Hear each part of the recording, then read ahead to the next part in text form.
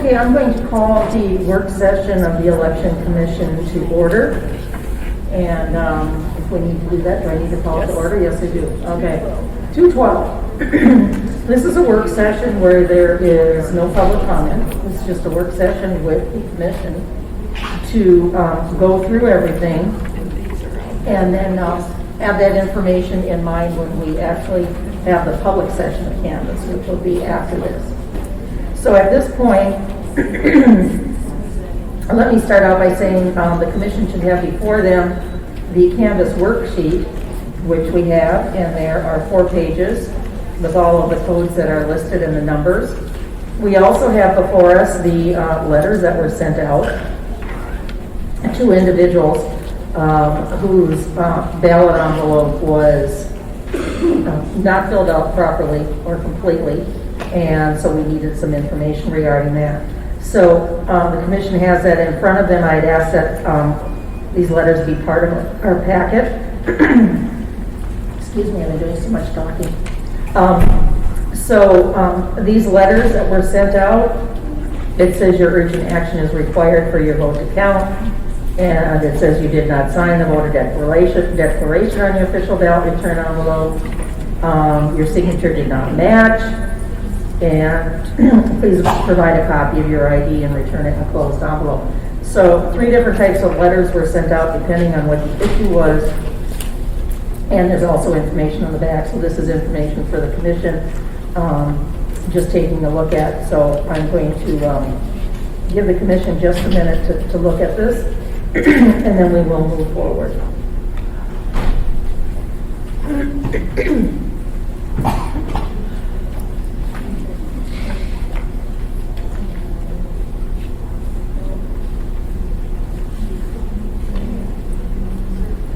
Does the clerk's office have any idea of the number of total ballots that received notification, and then the ones that replied that they provided the information that was necessary to be able to help to have their ballot envelope? Madam Chair, can you hear me? No. Sorry, Can I'm you hear losing me? my voice. Can you hear me?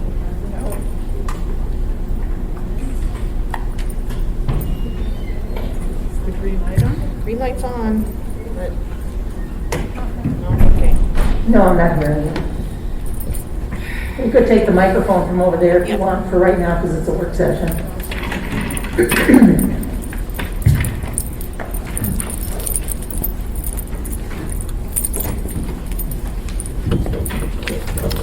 Madam Chair, my name is Erica McConnell. I'm the Deputy Clerk for Elections, and you did ask me to provide several numbers for you. The first number you asked for was the total number of ballots that were preliminarily challenged, and that number was 2,414. The second number you asked were the number of letters that were mailed. That number is 1,816, and that number is less than the total number of ballots that were preliminarily challenged, because there were many that we were able to resolve the preliminary challenge without contacting the voter. The biggest reason is that the signatures that we had in our system were the signatures that we had received from the state for the April 6th regular election. We did not get a revised set of signatures for the mayoral runoff election. However, between the time we got the first set of signatures and the runoff election, the state uploaded the signatures we had provided them from last year's election. So we were able to check a lot of these envelopes against the voter registration system, where we have read-only access from the state, see that there was a new signature from that was not accessible to our signature verification team, and thus we're able to cure many of these preliminary challenges without having to contact the voter. So that's why that number is less. You asked about the time frame and the procedure for notification. So I'm going to refer to Municipal Code Section 2870030, which in Section D states, missing or invalid signature. If a signature is missing or determined to be invalid, the municipal clerk shall, within 3 business days of initial adjudication of the envelope, send a letter to the voter explaining the lack of a valid signature. So the way we manage that is every day we run a report from our sorter system that creates a list of voters that have challenged ballots. And then letters are created when necessary using the mail merge function, and they're usually posted into the mail system the following day, but definitely within 3 days. When there is no reference signature, the state is contacted first to see if the state is able to find a reference signature before a letter is mailed to the voter. You also asked me for the number of ballots that have been cured, and that number is changing every minute, but as of the end of the day, yesterday, Thursday, May 20th, 1,135 preliminarily challenged ballots had been cured.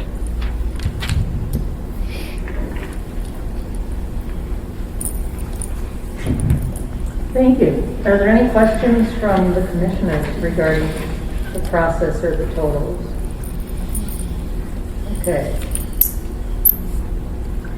So as you can see, there are 1,688 ballot envelopes that are listed here on the worksheet with reject codes and then the definition. So I think if we want to use our time wisely during the work session, we would look through these and we'll go through them one by one, see if there's any questions or if there's any updates from Madam Clerk, because they're working on that right now, trying to adjudicate some more ballot envelopes. So why don't we just start, Madam Clerk, would that be good to start with reject code and go through that, or did you have some comments that you wanted to share with the commission? Thank you. Madam Chair, I just wanted to make sure that the commission and the public understand that at your work session, you're just looking at the documents and getting familiar with them. You're not taking any action or any votes. And then when you, so this is the dress rehearsal. And so then in the real deal, when we start at 5 o'clock, you'll do something very similar. But at that time, as we had done in the regular election and in the recount, you'll give the observers an opportunity to speak. So it would be an observer for each of the two candidates in the election have an opportunity to review the envelopes because they've signed a confidentiality agreement, and then they can speak on those envelopes. All right, thank you, Madam Clerk. Okay, I do know that sometimes when we have looked through the ballots, it's taken quite a while to go through that. We have those that are postmarked, which would be / voted after election day. I think we will go through them individually and not go through them at the regular session because those are very easy to look at unless we see something in there that we want to pull out. But so why don't we go back, start with reject code D, which is the duplicate ballot voted. This code is used when it has been determined that the voter has cast more than one ballot. We have 46 of those. So the clerk's office has these all categorized and is going to have the commission look at them. Madam Chair, would you like me to put them all at one end, or maybe start half at one end and half at the other, and you would have to, the middle people would have to coordinate? That might be easier. Okay, and I would note that there is one where the second rejected ballot was signed by a different person, but still assigned to that original voter. So just to note that. Okay. You should tell them we're not going to send that voter a letter.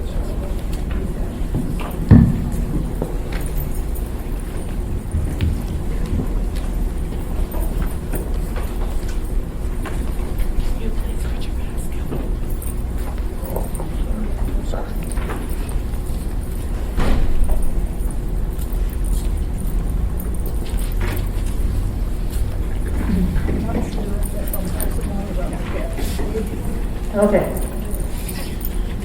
If there's any comments or questions from any commissioners, I will pass the microphone to you to ask the question.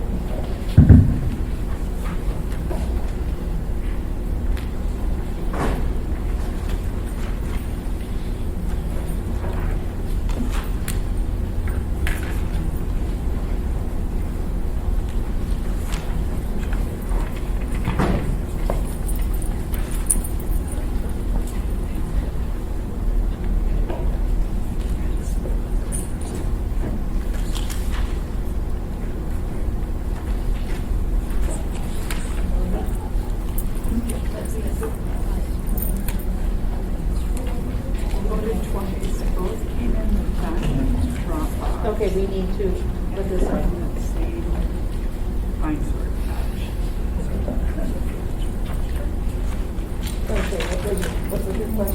What was your question?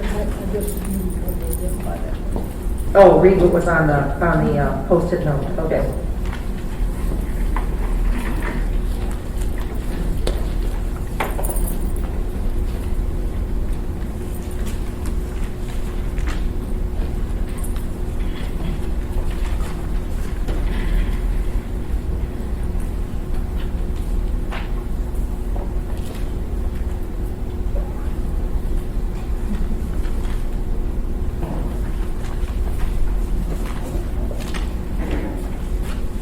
I would like to explain too that for those that have voted twice, that the system picked up the fact that the person voted the first time and that ballot was counted. But when the second ballot came in, it was flagged as being a second ballot and that one was not counted. So I wanted to make that clear as well.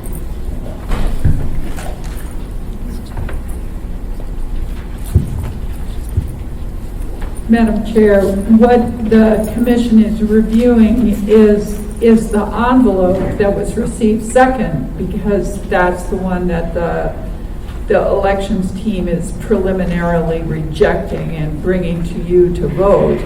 But as you can see, attached to it is the copy of the envelope image of the first ballot that was counted. So, and then there's a sticky note on top of them that's giving you a little bit more information. One of them said, both ballots were in the diamond drop box. So we're trying to give you all the information that you need to make a decision on those envelopes.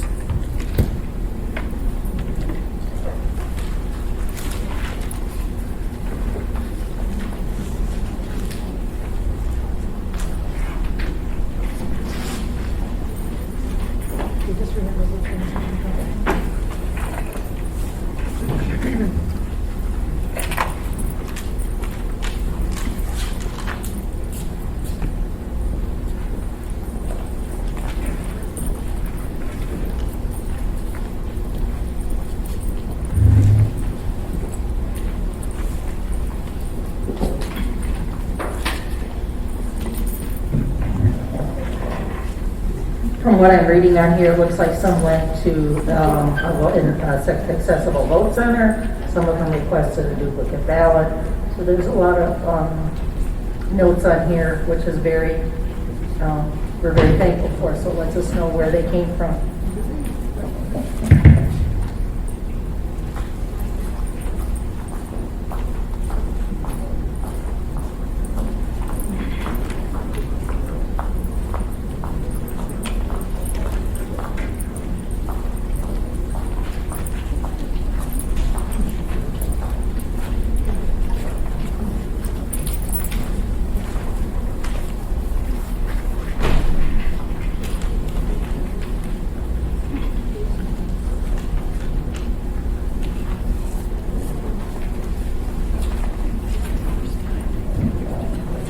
Madam Clerk, if you could explain the process again for the commission and those that are here about how you request a replacement ballot.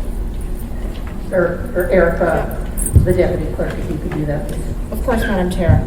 So if a voter calls the call center and says they need a new ballot for whatever reason, and you know, doesn't really matter what the reason is, the call center verifies the voter's identity, asking for one of the pieces of confidential information, birth date, last four digits of their social security number, or their voter ID number, and then they get put into a report.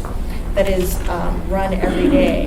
The replacement ballot team takes that report, and when they enter the name of that voter into the sorter system, they void the original 9-digit ballot ID number from the original ballot that was sent to that voter, and they create a new ballot ID number. And that is what is printed on the new envelope with the new ballot that is sent to that voter. So you can tell a couple of the envelopes that have gone past, you can sort of see which ones were printed in-house. They actually kind of smear and don't look all that great once they've been through the mail a couple times. But we can always tell if somebody votes both their original ballot and their replacement ballot, because the original ballot number has been voided. So there's only one active ballot ID number for that voter at any given time. And then we mail that off. All right, thank you. Do you know off the top of your head how many people requested duplicate ballots? Replacement ballots, I don't know off the top of my head. I can find that number, but I don't know it off the top of my head. I think that would be an interesting number to have.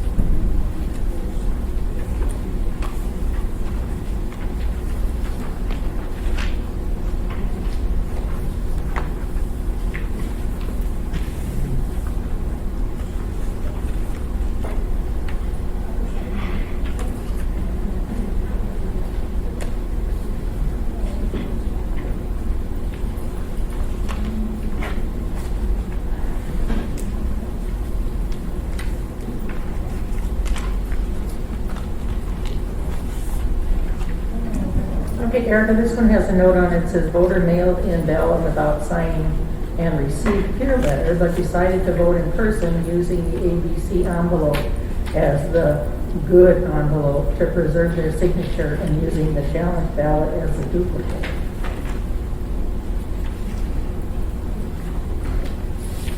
Okay, you want to take a look at that? I mean, that to me is... So we would have gotten the no sig envelope first. Right, and then it says that a peer letter was received. But then the voter went to an ABC and voted in person and signed their envelope. So we actually counted the second one received rather than the first one received, so that we had their signature. I see. Okay, so the one we have before us is without the signature received. Correct. Okay, but thank you for the clarification. Yeah.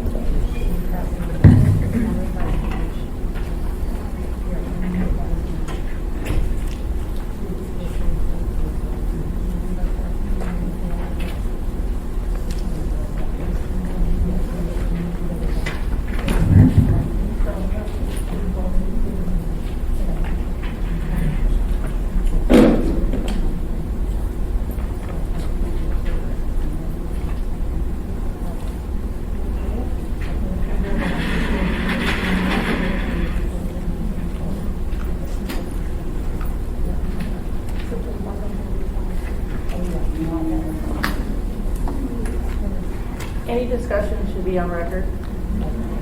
So, did you need the microphone? Here, pass that. Yes, Madam Chair, was a discussion on the procedure of how we were passing back and forth. It was a question of what we were looking at. Oh, so not about any of the envelopes? No. All right, thank you. Thank you.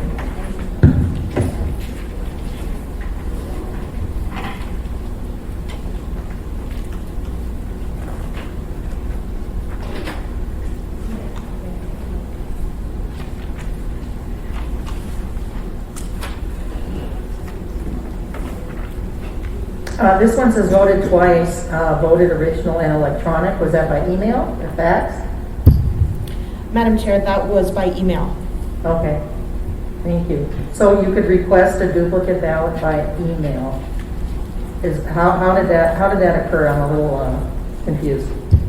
So everybody is assigned an original 9-digit ballot ID number and would have been mailed that, but you can fill out an application to vote by email.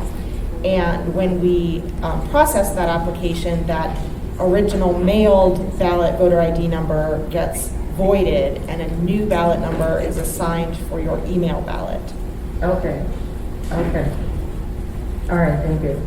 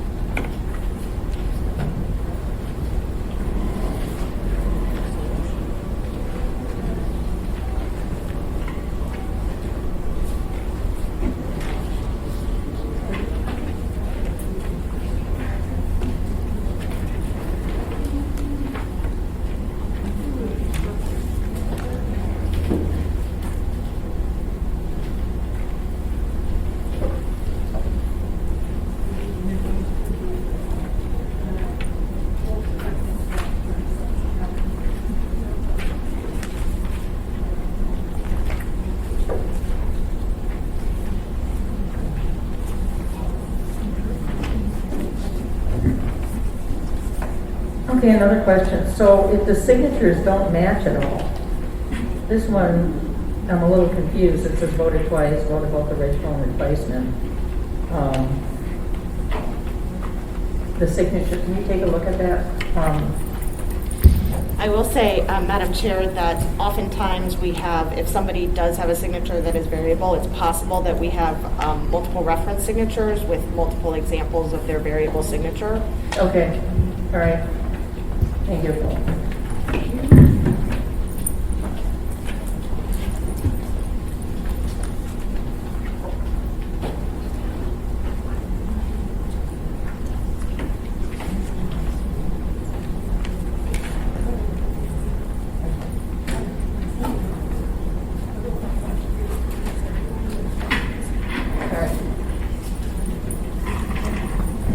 We're going to have the reference signatures printed out for this particular one.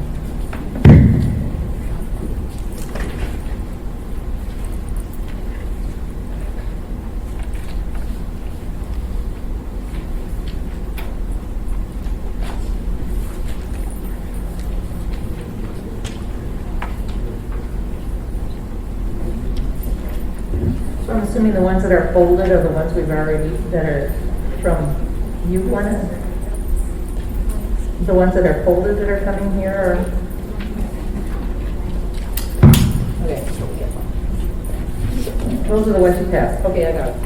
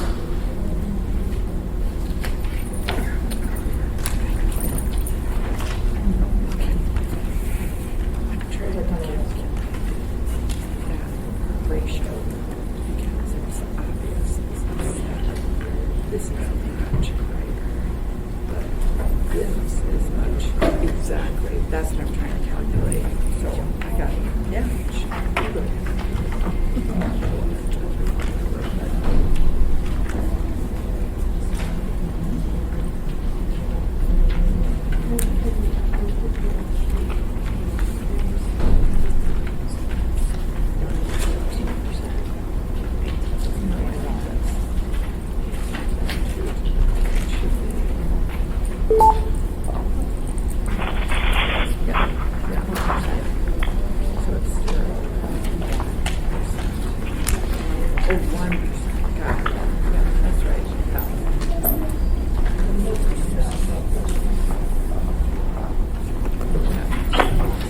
I don't remember what it was. Okay, Pat has one that does not have a Post-it note sticky on it. You can take a look at that and give us some information.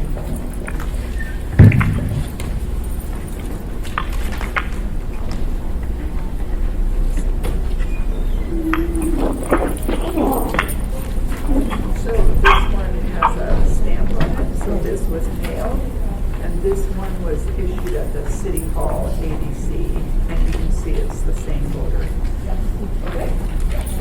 You're welcome. It's the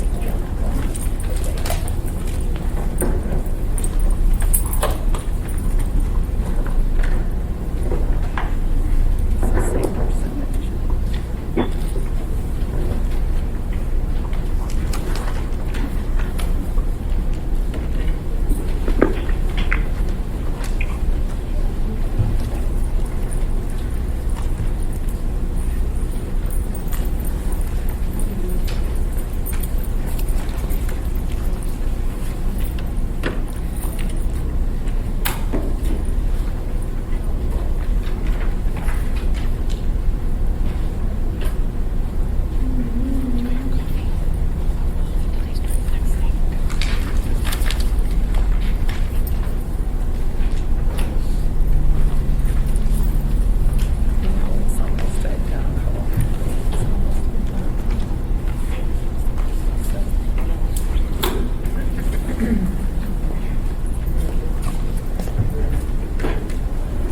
Madam Chair, here are the reference signatures for this person. I would note we only get 3 references signatures out of Friends. There may be others that are available in our folder system. Okay, thank you.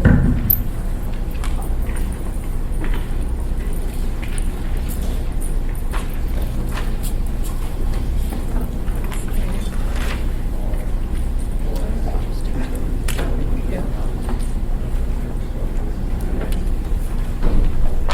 Numbers aren't exact, but I know, I remember.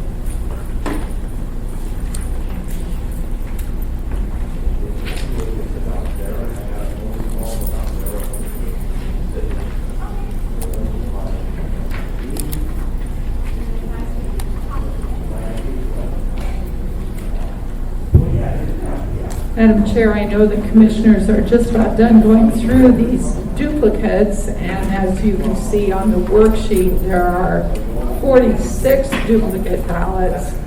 You asked how many replacement ballots were issued, and we have a number for replacement ballots. And in addition to replacement, there were also some new voters. During this election, we usually get 2 files from the state of Alaska, an earlier file and then a later file, right at the close of the 30-day period for voter registration for this election. But we weren't able to do that because it was such a short timeline. So some of these, we issued some new ballots out of the election center. These are new voters. So not only did we issue replacements, but also a handful of new voters. And the total is 1,547. So the fact that we issued 1,547 replacement ballots out of the election center, which is amazing in and of itself, and that only 46 were duplicated. You know, it's unfortunate that people voted twice, but the answer is we caught that, or you could see from some of them had a reason for voting twice. But I think that's really amazing that only 46 out of these 1,547 duplicates voted twice. Thank you for that explanation, Madam Clerk.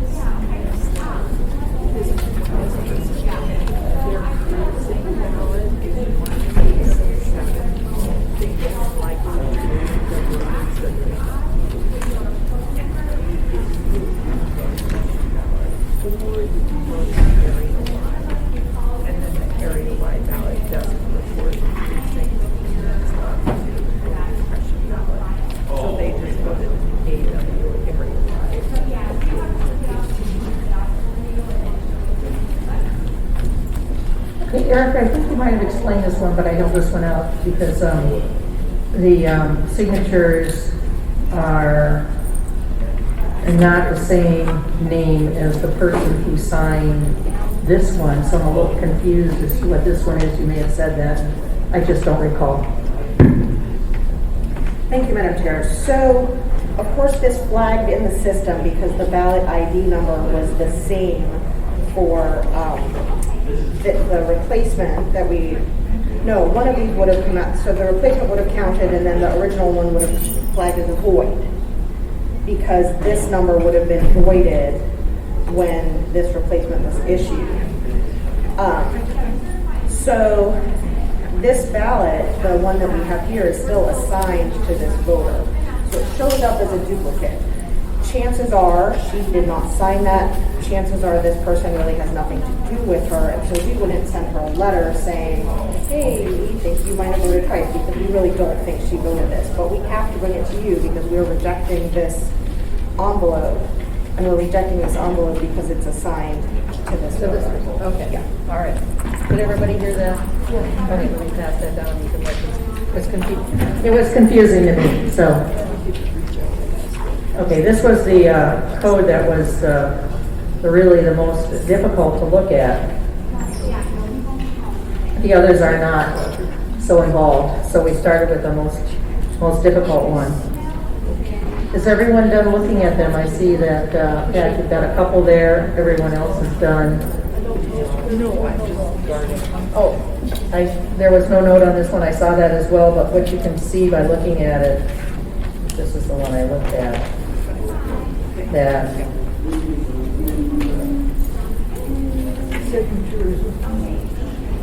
the signature pretty much is the same. Erica, perhaps you can address this one as well. I thought I knew the answer to that, but now I'm not sure, so I'd rather not say.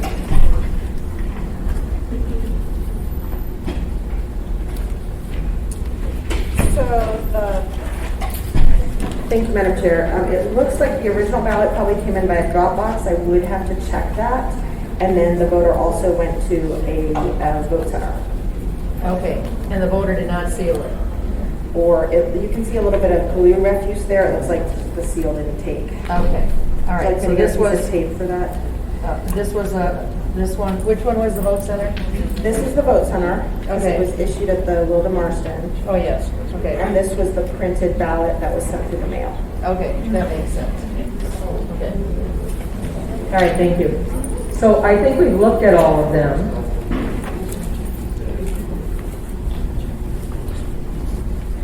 Which we will do again. Yes, that's the one I was talking about, that the ballot was assigned to this individual, but someone else signed it, and so we have to reject it because the original person that was assigned the ballot voted their ballot.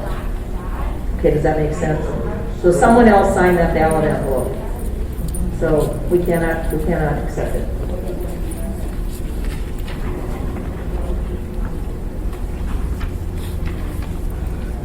Okay. All right, so I think we're pretty much done reviewing those. I know that's probably been not a lot of discussion on this one. Okay, the next code is DI, duplicate voted void ballot package. We have none. We're down to E, which is ballot return envelope empty or contained other materials. We have 8 of those. Those should be rather quick to look at.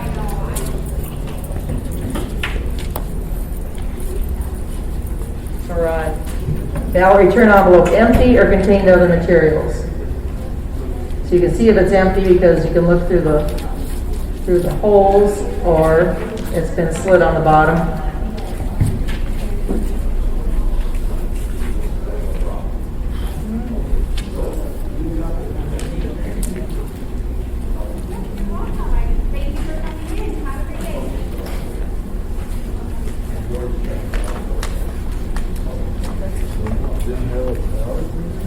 Yeah, the I voted, all that's sticking up now, so.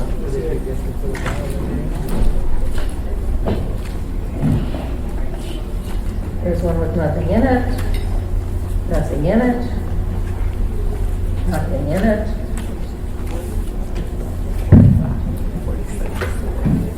Nothing nothing in it.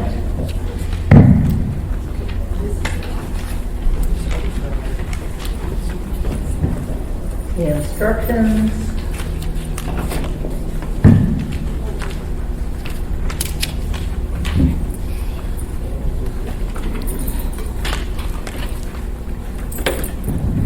This person wrote a long letter, which we don't need to read. There's no ballot in there.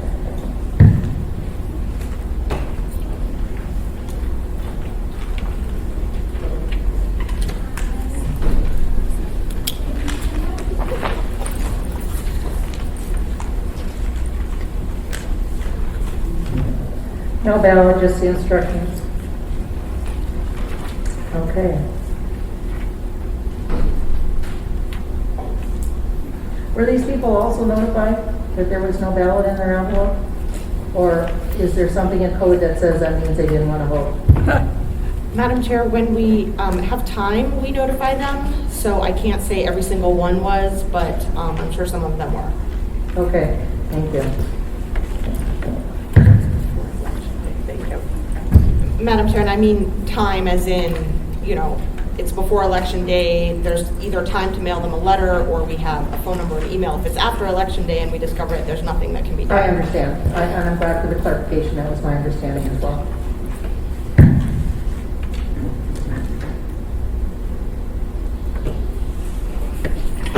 Okay. We're now on E1, which is a ballot return. Return without the return envelope, unable to identify voter. We have 18 of those. Those are always rather interesting.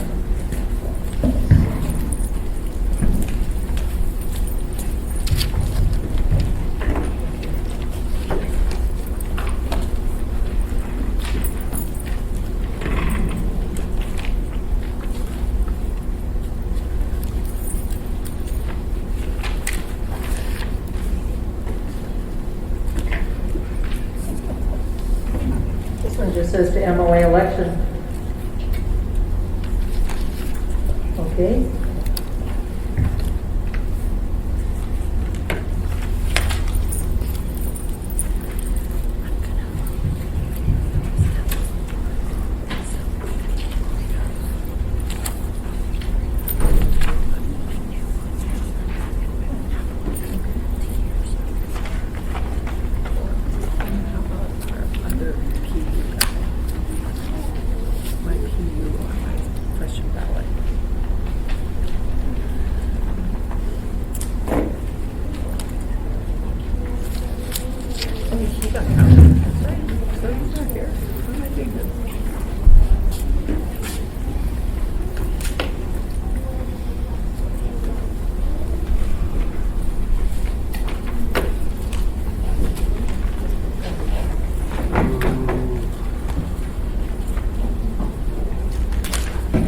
Okay, the ones I'm passing down were from the LUSAC Dropbox, and they were not in an envelope at all. It was just the ballot or the ballot and a secrecy slate. We have no idea who voted those ballots, so they can't be counted.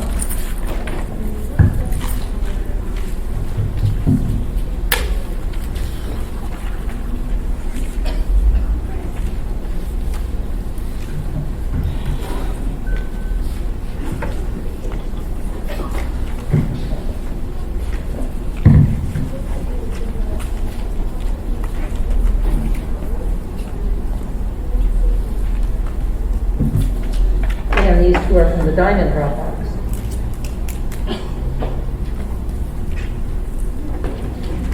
The O'Malley Dropbox. The Anchorage School District Dropbox.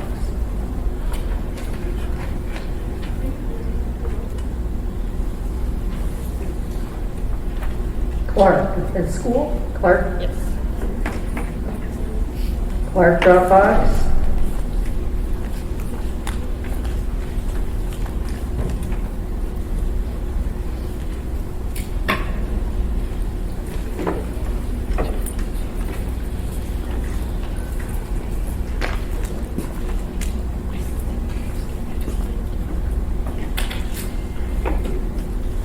LUSAC Library Dropbox, the Eagle River Dropbox, no envelope. What is DD? Pardon? No, it's the,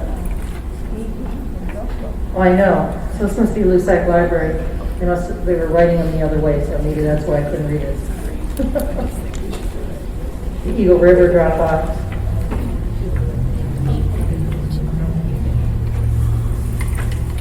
Baggage, middle school drop box. Wow. West drop box.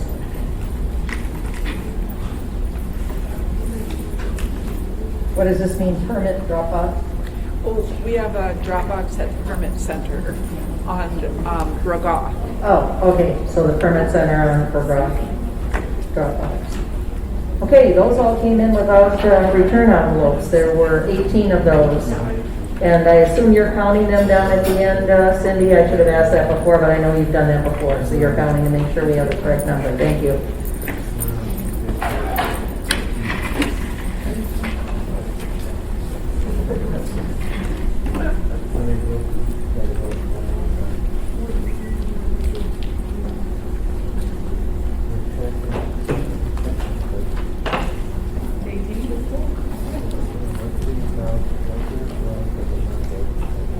Okay, so we're down at the end yet with municipal clerk counting as well. So we had no G, which was voter failed to provide identifying information. We are now on I. Voter is inactive. This code is used when it has been determined that the voter's status and condition code are inactive because he or she is registered in another jurisdiction, could be a state or a jurisdiction here in our state. Requested cancellation of registration, is convicted of a felony involving moral turpitude, died or attempted to register in the past on a question or absentee ballot but did not provide required registration information. 3. Madam Chair? Yes, go ahead, Erica. I'd just like to note that I made a new status code called RE for being registered in another jurisdiction because I didn't note that it should go into this one. So if you wouldn't mind, perhaps between the work session and the actual canvas, I can get rid of RE and add that one voter into this I code. Okay. Would you like to see it now? Yes, please. Okay, thank you. So we're going to change the number from 3 to 4 on our worksheet. And then we're going to cross the one off on page 2 where it says RE. We're going to cross that one out. So there'll be a new worksheet for the actual canvas.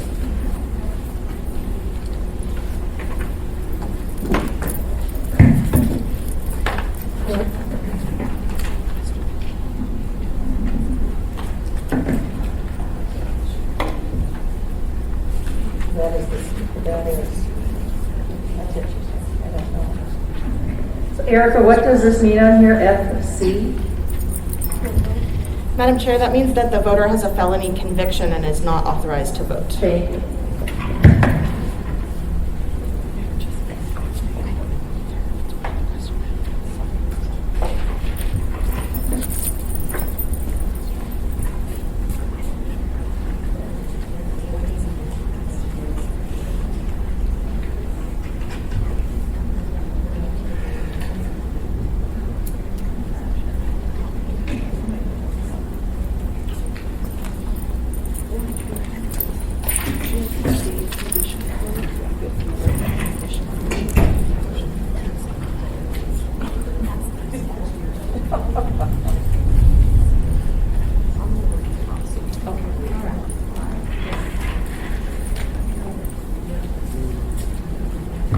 Okay, I'm going to change the code on this one. Oh, wait a minute, did we do R? RE, I'm going to change this code on here to code I.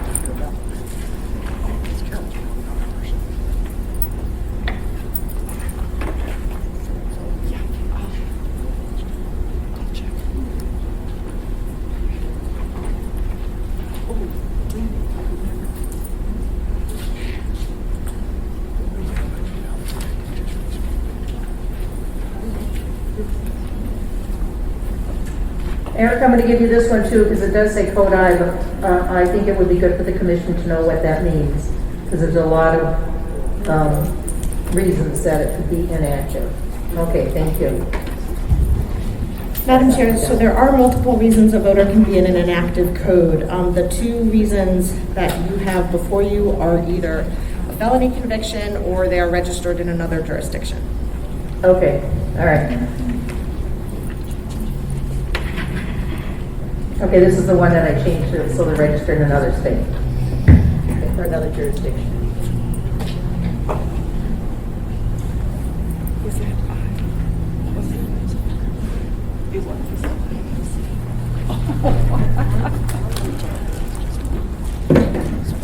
Okay, so we've got those four. We've got one going down yet at the end. So we've gone through the voter is inactive, reject code I. We have no reject code K, electronic ballot not properly applied for. Cindy's still looking at the last one there. And if you're done, you're done. Okay, and there are four down there, right? You passed four down, okay.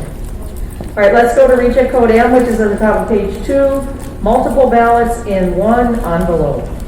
This code is used if there was more than one ballot in the voter's envelope. To the extent possible, the voter and other household members, if obvious, were provided replacement ballots. And I know the example that's been given before at previous elections was if, the husband and wife signed each other's ballot envelope, those were accepted. Is that correct? Because you were able to determine. Yes, Madam Chair, but that's not this situation. This is when we Okay. find more than one ballot in a single envelope. Oh, thank you, Yeah. thank you. So in this situation, so it's two voters, 4 ballots. Got it. One was discovered after the envelope had been removed from the table during opening, so we don't know who the voters were. And the other one, again, I'm not sure whether they were contacted or not, because it would depend on timing. Okay, thank you. Madam Chair, I need you to initial this so that we know who wrote that on this envelope. Thank you very much. Okay, I have 4. Category. Pardon me?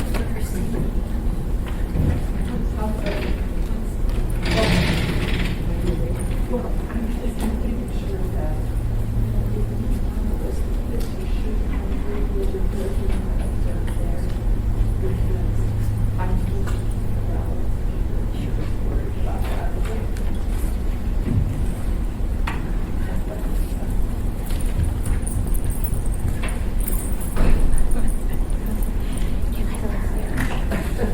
Are there 2 ballots there?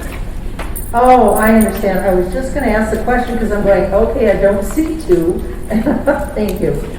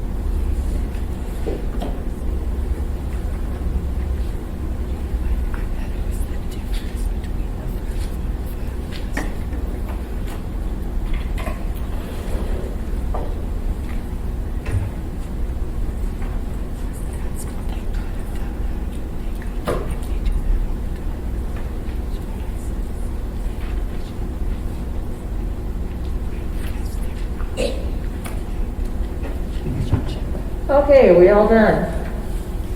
Okay, thank you. Okay. We are now on MOA, not registered in the Municipality of Anchorage, and we have 28 of those.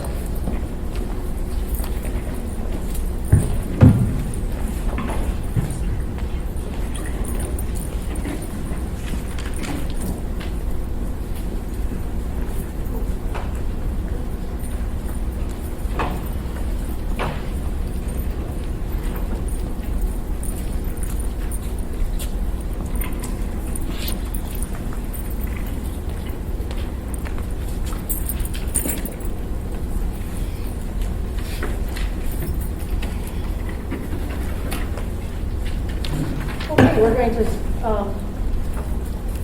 so these are not registered, so these were all, Madam Chair, these individuals are registered in the state of Alaska, but not within the municipality of Anchorage. So the floppies, you don't see it on there because we tore off the top copy, and that will be provided to the state of Alaska, and that will update their voter registration to the information that they have provided within Anchorage. okay, thank you.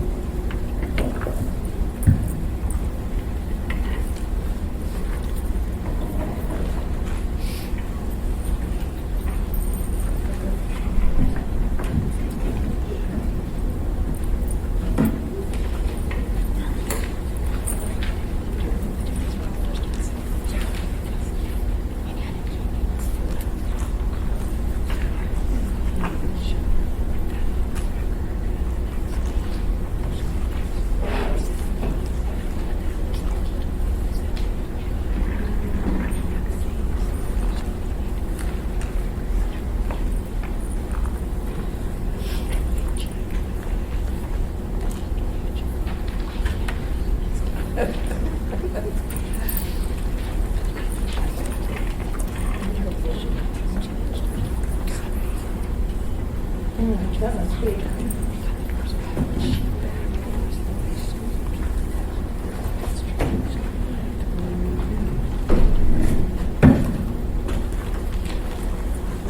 Madam Chair, question? Yes, Can I bring it to you? yes. Just a clarification, this one obviously does not have an Anchorage address they're moving to, which means that they are voting out of precinct and not on the precinct registry. So I don't know that these are actually going to be updated as being now current. So I know that this is registered. Still not registered. Not on the precinct registry and is voting on the precinct. And right now they're somewhere. My understanding is that they put that down, and that's where they would become registered, is that correct? That's correct. Yes, okay, so they will be. Madam Chair. Okay, yes? Could you please explain the discussion to the audience so they're prepped in advance of the next meeting? Okay, this person on this question ballot oath and affidavit envelope, which means that they were not registered, they put down that they don't live in the Muni of Anchorage, but they live in Shugniat, is that what you said? Am I pronouncing that right? So this person wasn't even, won't even be registered in the Muni the next time. They'll be registered in this particular town. So is that what you wanted me to explain? Mm-hmm. Okay, thank you.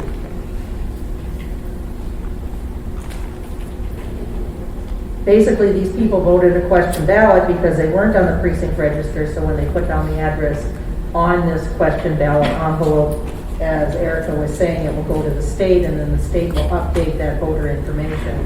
And they will receive a card in the mail, just like everybody else does, and Yep. letting them know that they're registered in that particular location, We whether just, it be here or not.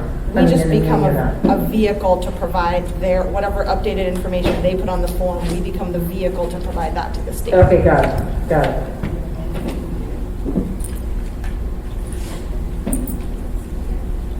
Okay, okay, we still got Elaine looking at some.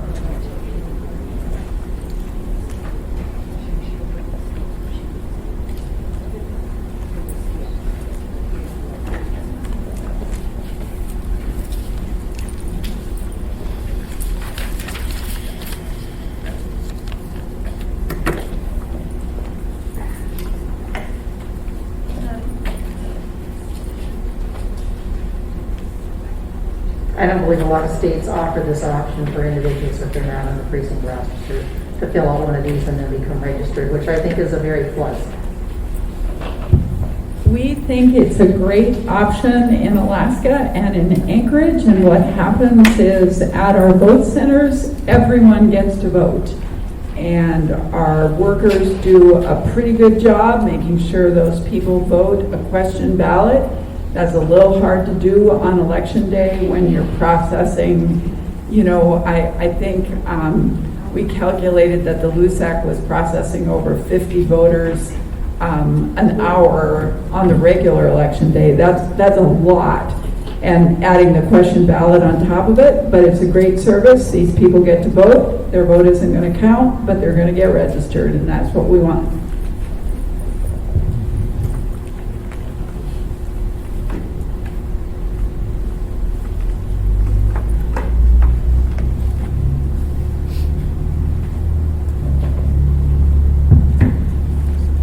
So were there some down at that end and this end, or did we pass them all down this way? No, there were some coming this way.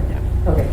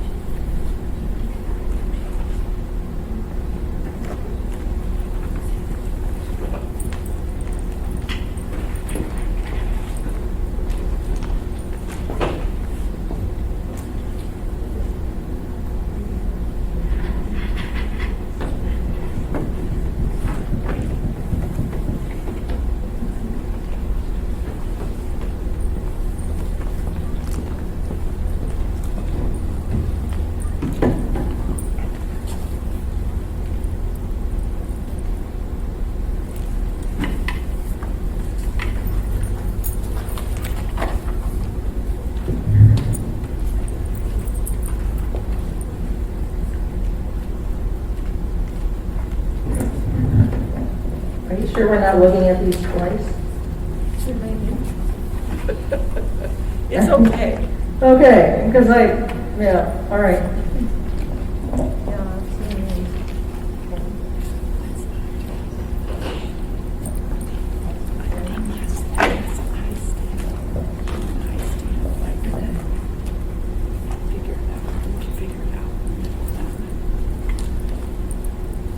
And I recognize some of those street names. I think here we go. So we need to count that there are 28?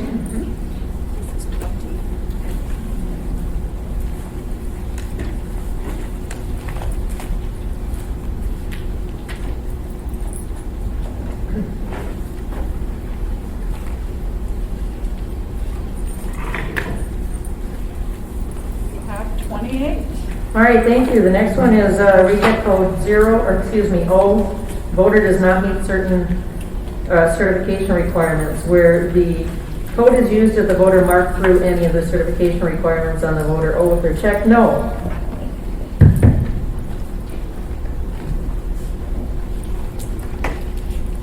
This voter checked no, are you at least 18 years old?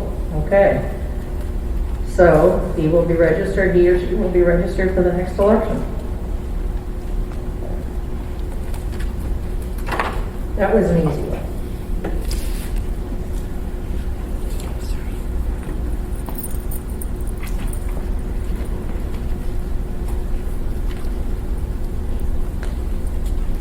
Okay, reject code R is voter return ballot envelope and asked to be removed from the voter roll. 5. Okay, here are 5 of those ballots. And if you could explain how that works, Madam Clerk, when someone asks to be removed. These Well, first, these voters are not sent a letter because they're sending us a letter, and we will take this information and we'll provide it to the state.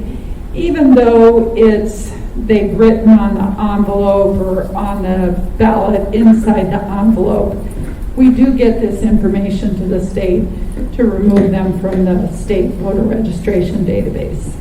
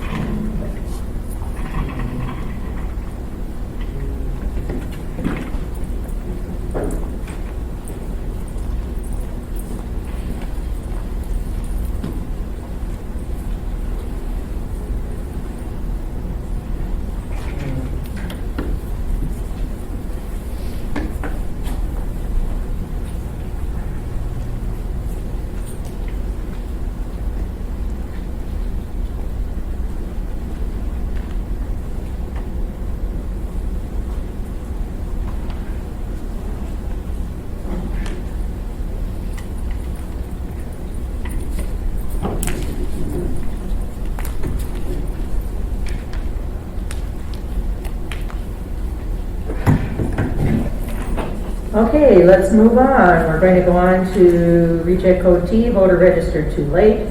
This is when the voter registered after the 30-day cutoff before this election, which was the runoff election. So we have 16 of those.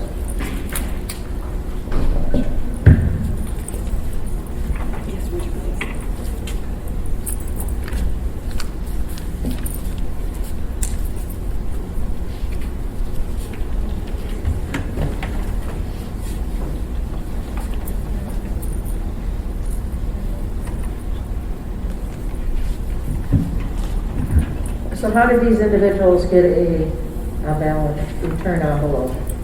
Madam Chair, those individuals went to a vote center, and although the vote centers have been trained that if the voter is not in the database, they're supposed to be given a question ballot. They were not given a question ballot.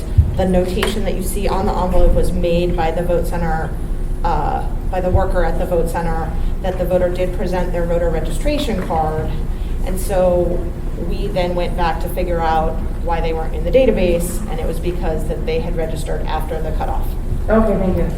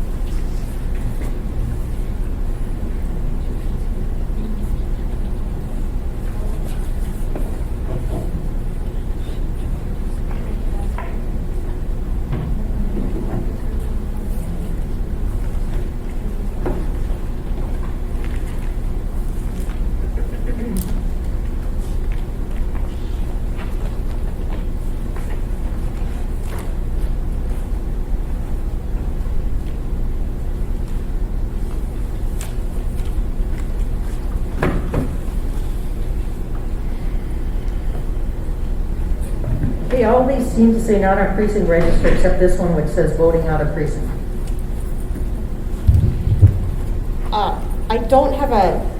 I don't know exactly why the worker chose that reason, but my guess is that we did have many of our workers who have a lot of experience with state elections, and that may be if I can't find them on the register, that means they're not on the precinct register. That may have been the one that they were most familiar with. That would be what I would guess. Okay, thank you.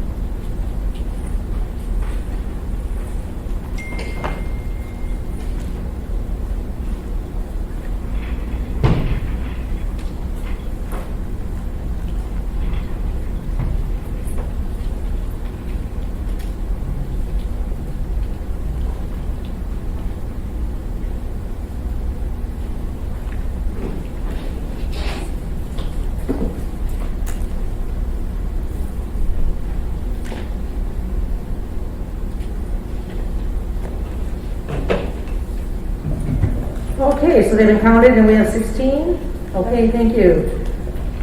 Reject code B, which is ballot received too late. This code is used if the ballot is received after 8 p.m. on election day via email or fax at one of the accessible vote centers or drop boxes, or is mailed from within the United States and postmarked on or before election day, but not received before the beginning of the public session of canvass. And we have 5 of those.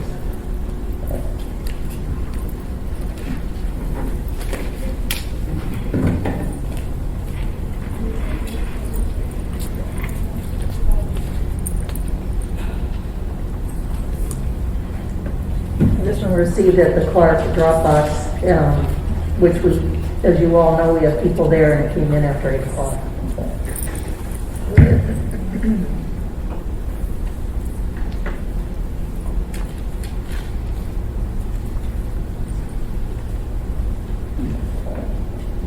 I'm just going to read these out loud. So I found stuck in the slot at the Diamond Dropbox the day after the election. Same with this one.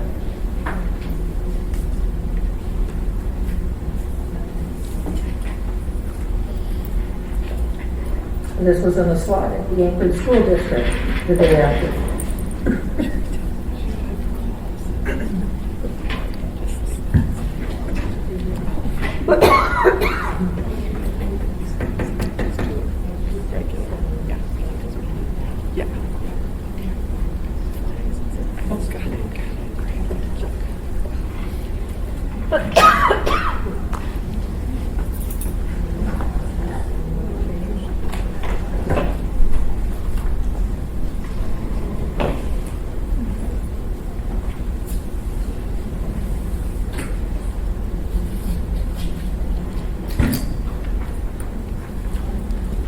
This one was a declaration, or did the voter an application to vote by email.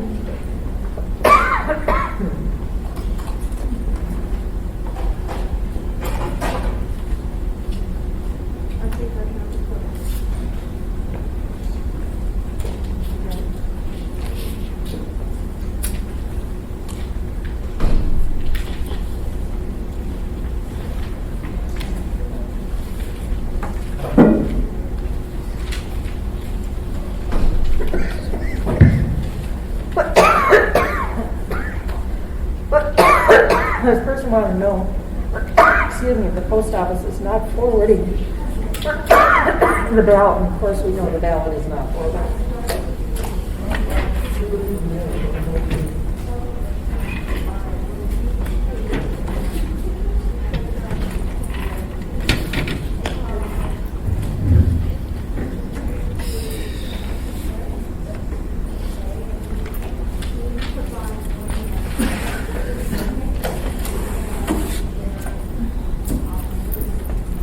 While we're looking at that, I'm just going to talk about the next category, which is ballot postmark voted after election day. There's 230.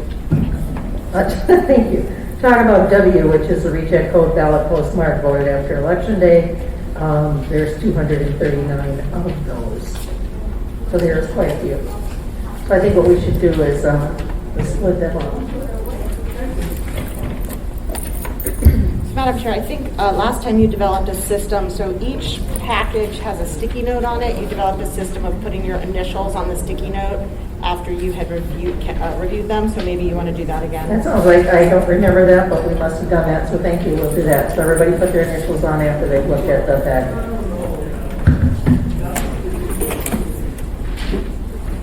And I know we're still looking at reject code B, so we'll hold off.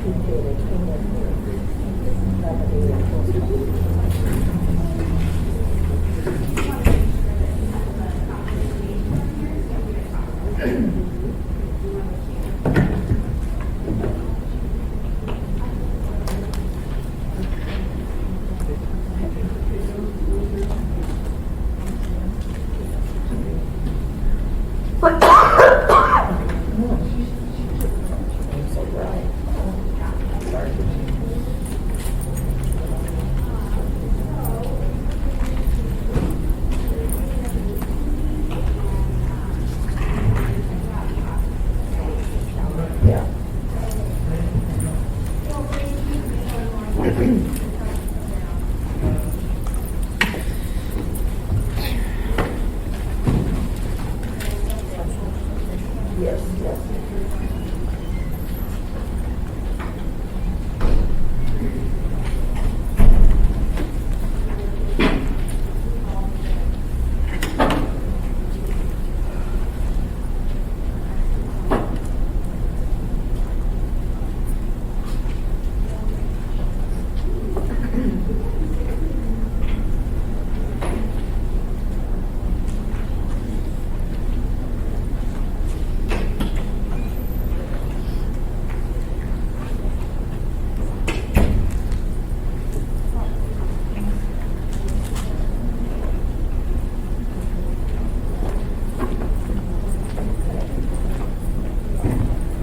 All right, thank you, Barbara. Okay, we are now moving along on the, as I said, we passed out some here.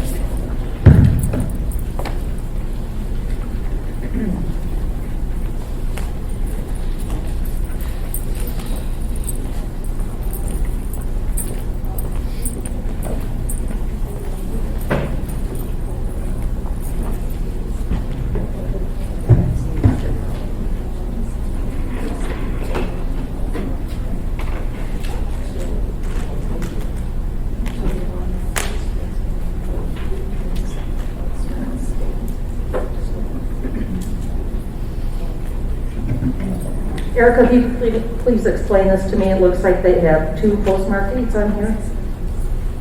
I'm a little confused. There's a red one that says May 11th, and then there's another one that says May 12th. If it's May 11th, well then they should be accepted, so I'm a little confused. These all say May 11th in the red. So what does that mean?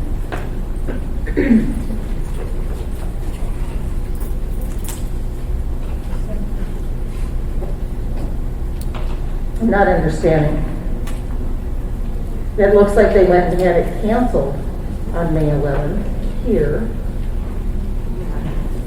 Madam Chair, the red printing is from a mail machine that prints postage onto an envelope. So for instance, the municipality has a postage machine. We feed money into it and it allows us to print our own postage. So these, you can see one of them has a Pitney Bowes stamp on it. So the red with the May 11th date is when the person ran this through a postage machine to have postage put to it, but it doesn't necessarily mean that was when the post office canceled it. That's the black writing where it says Alaskan Frontier, 12th of May. All right, thank you for the explanation.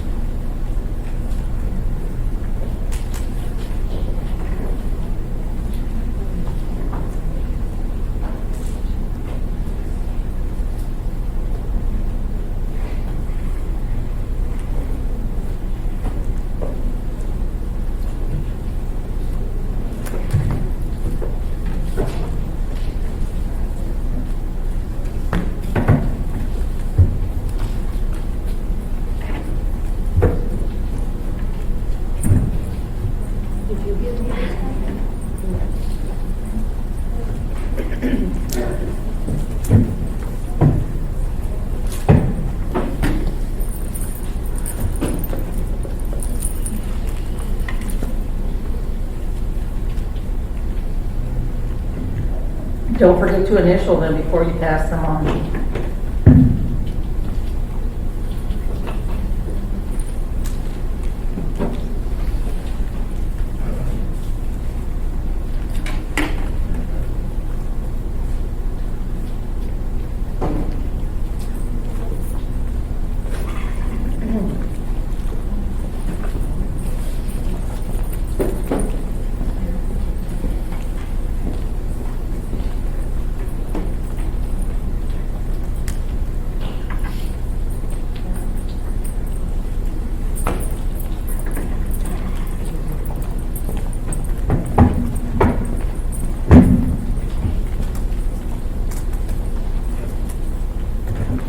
And don't forget to count them too as you're going through them.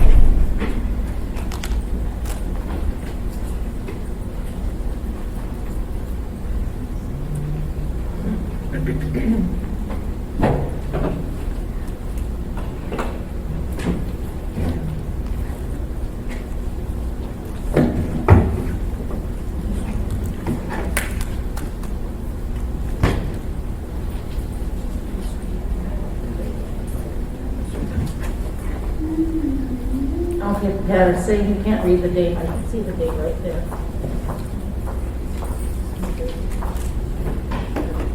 Yep.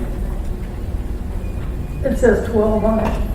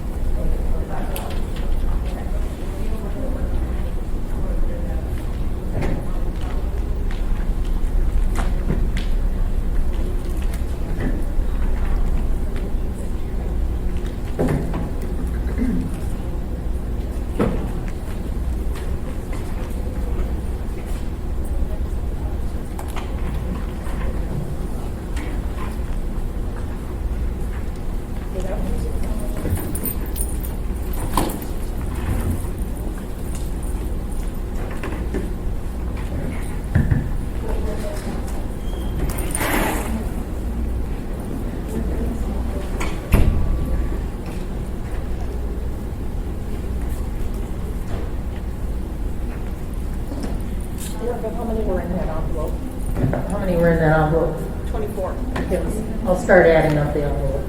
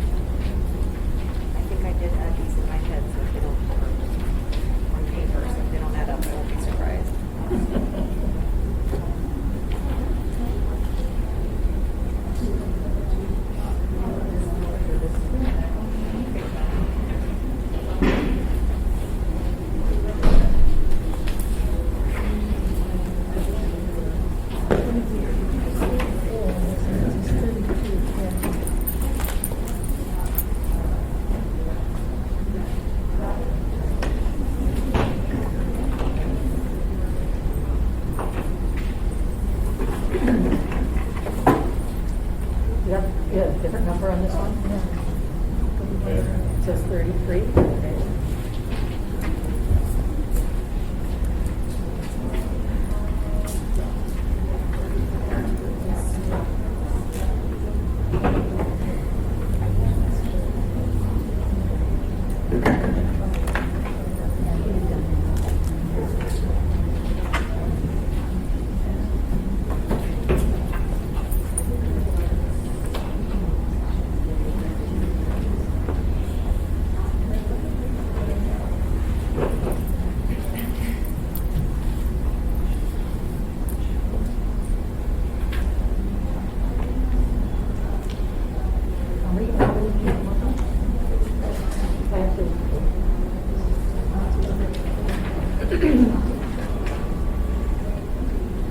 I don't know how that, okay, so we'll change this one to 34. Okay, we still need 2 people out there.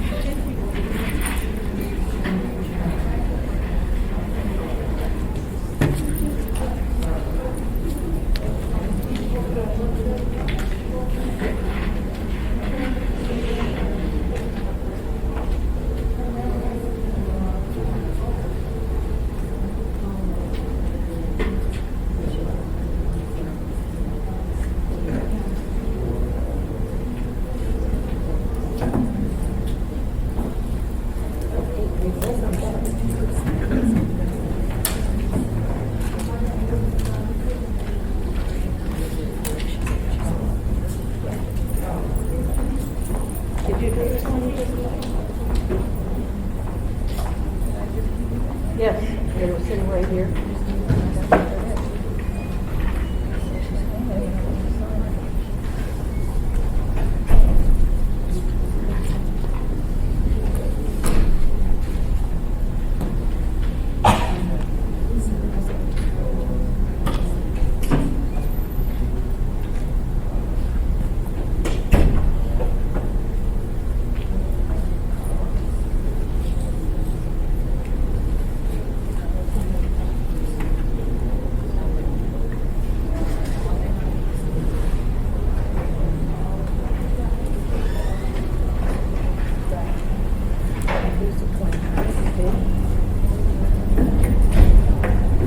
Yes.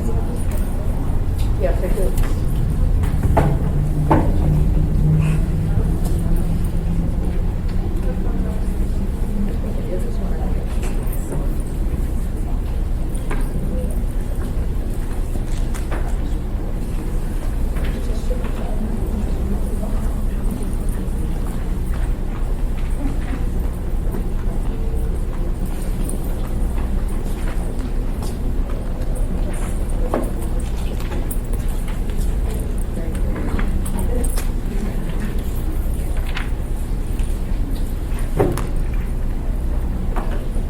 Okay, Pat, Pat's gonna do that one yet?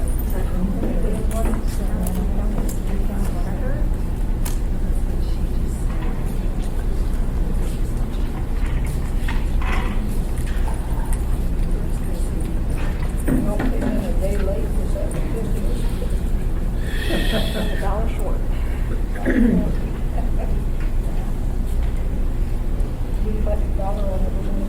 Everyone. Staying in my pocket. Just kidding.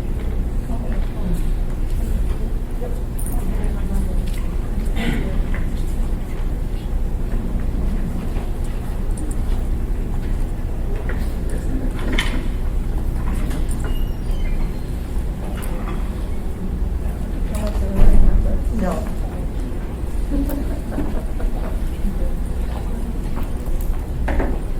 Try it again. Thank you. Do you have this one? Yep.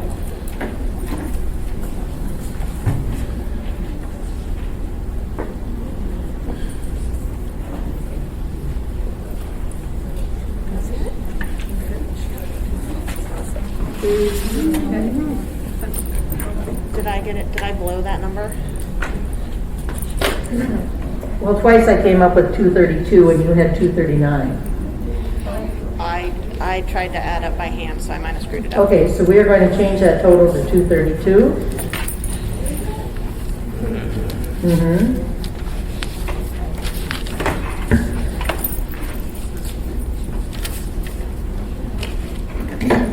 Okay, we're on WI, no postmark, but received after Election Day, we have 4.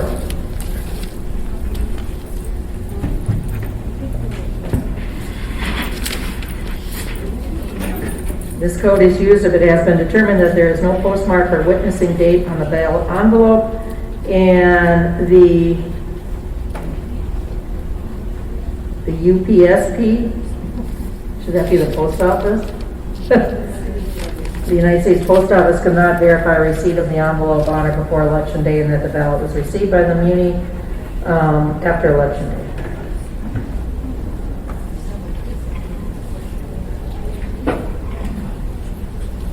Right, so what we're saying is there's no postmark. So there's no postmark on these. The asked question was there's no postmark, and I said that's what this category is, no postmark.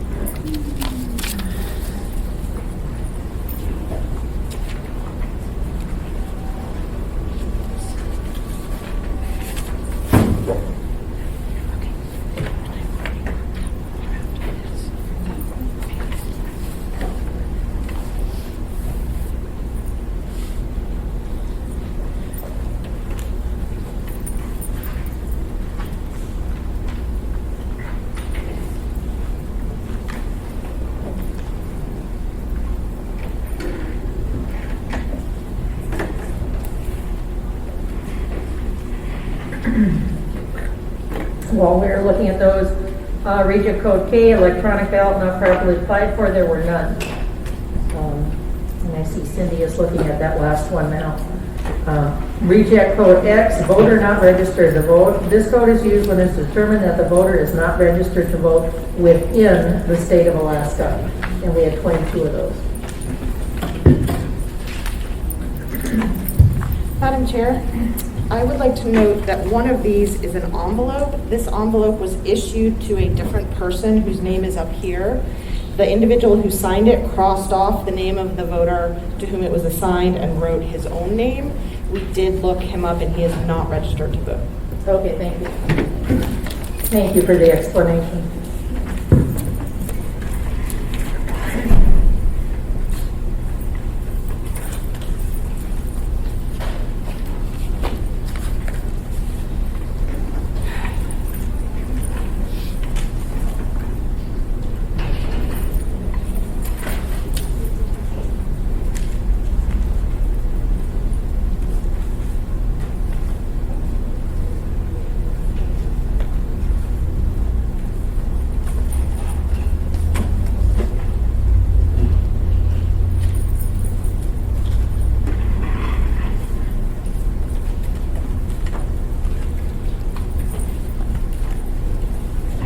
And you'll notice all of these have an X where it says reject, the reason why. So these were all looked up by staff.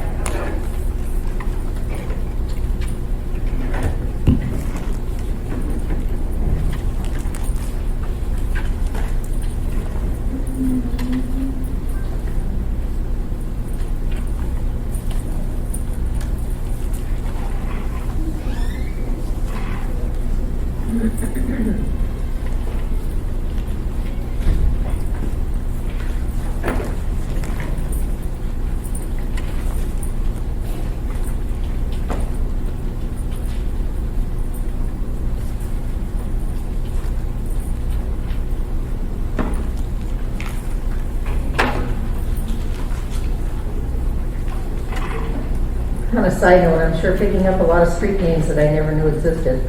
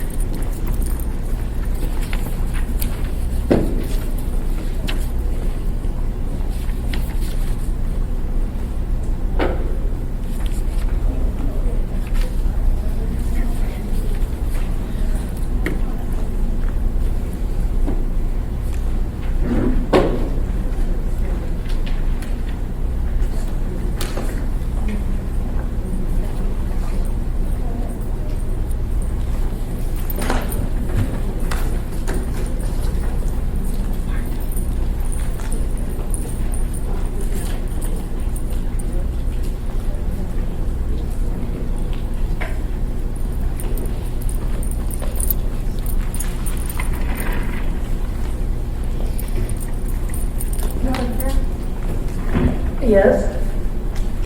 I want to bring this one forward to clarify something. This one has a special needs ballot on the inside. I just don't understand what this one is. So one of our local hospitals sent us a list of patients and their birth dates and said those patients were interested in voting.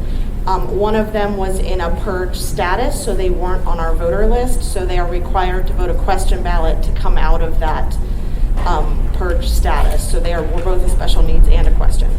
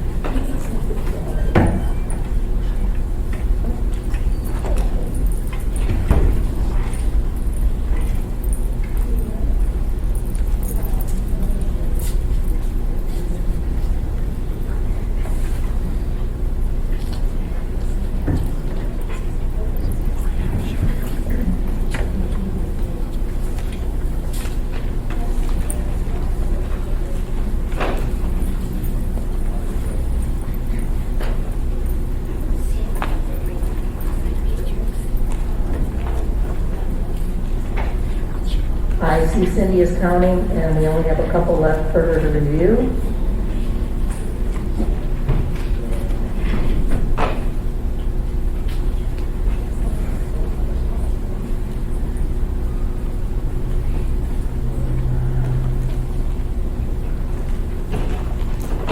And there are 17. Oh, she's counting, okay.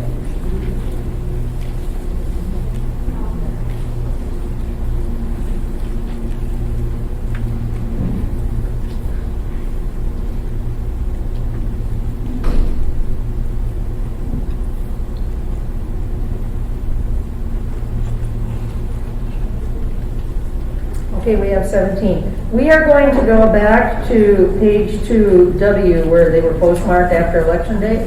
And I'm going to have Erica read off the tops of all of them. Madam Chair, my apologies. I Yes, don't know that your numbers match. It was, you were doing code X. Which one?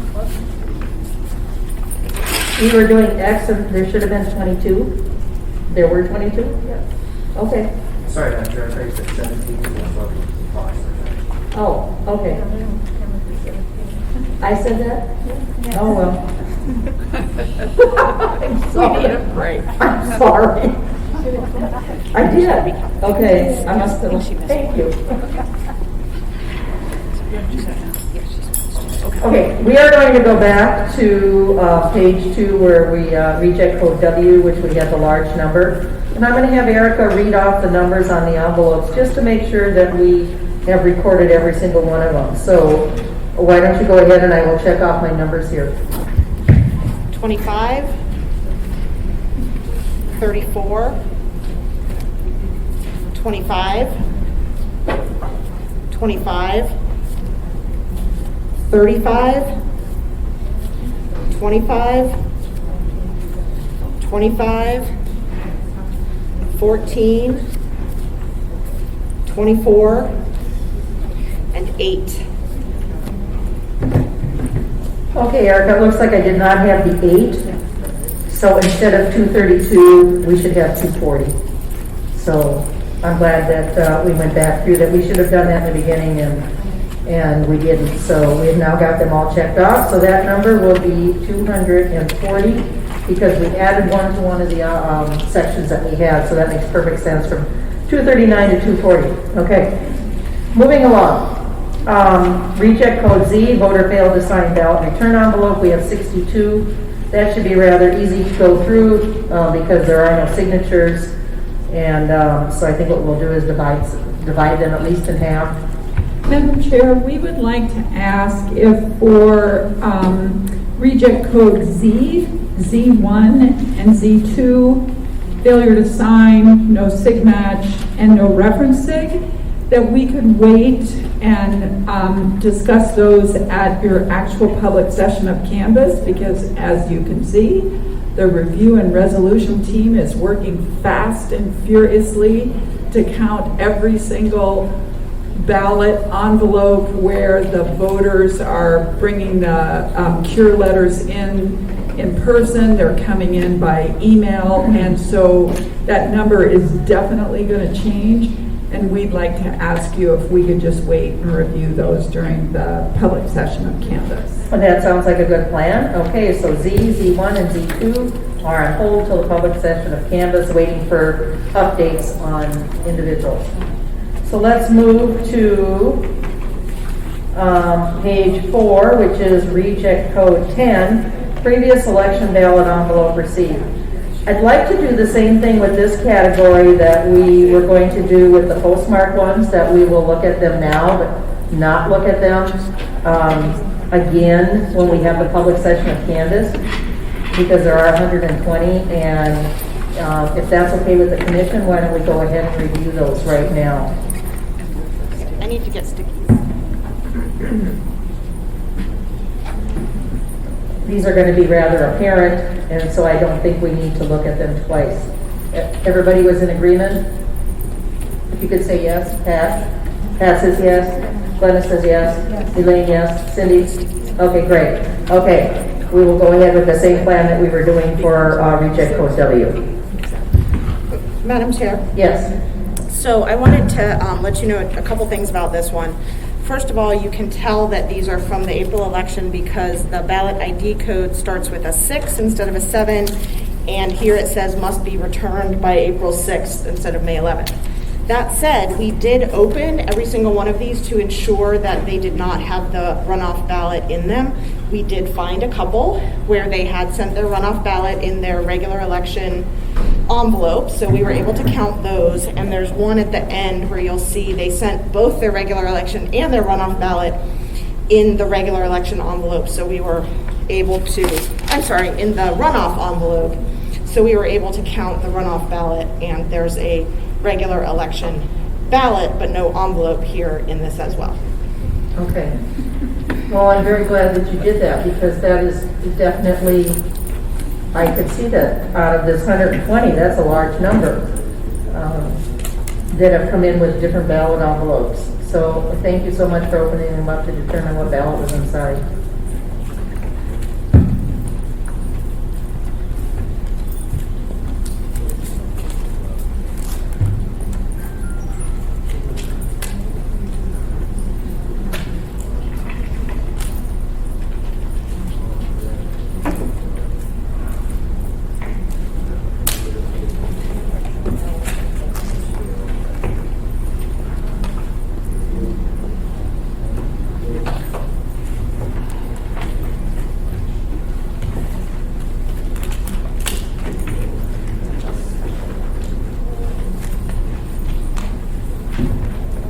I think I would like the commissioners to also open the envelope to make sure that the runoff ballot is not inside. Thank you.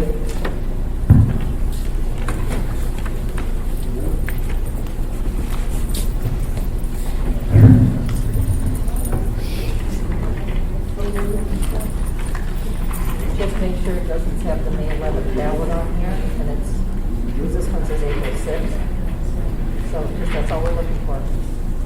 Doesn't say May 11th on it. Put it back in. So basically, we're looking to make sure it doesn't say May 11th on the ballot on the top. Most of them probably will say the April, what was this again, April 3rd, April 6th, thank you. Or maybe we have a ballot from another year. You can also tell by the length of the ballot and the number of races on it. Of course, our April 6th ballot, had both sides and Right. almost filled up, and it was 17 inches long.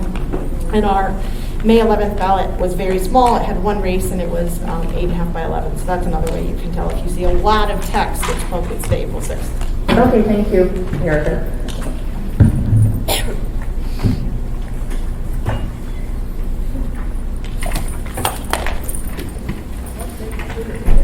May 11th.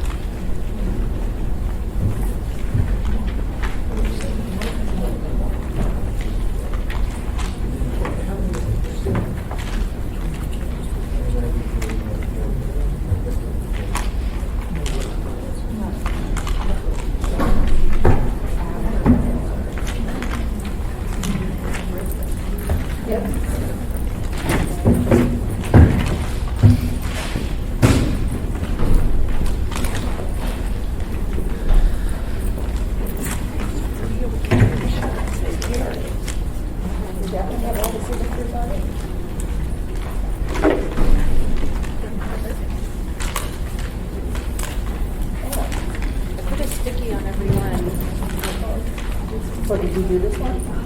Yes, you did. Well, can you just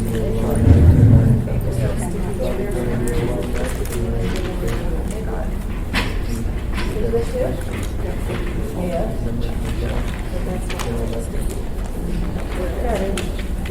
Oh, I'm sorry. Okay, put your initials on that one there.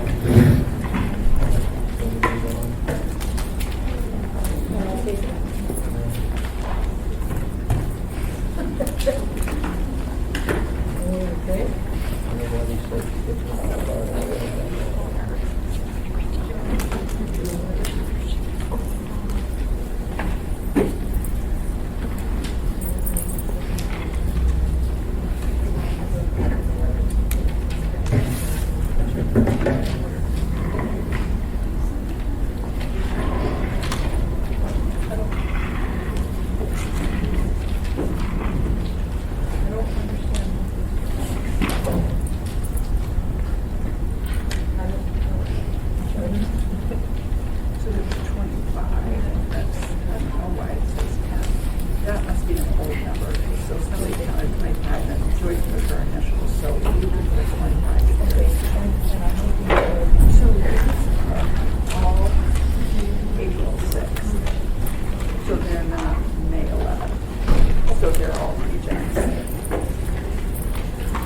Looking to make sure there's no way left.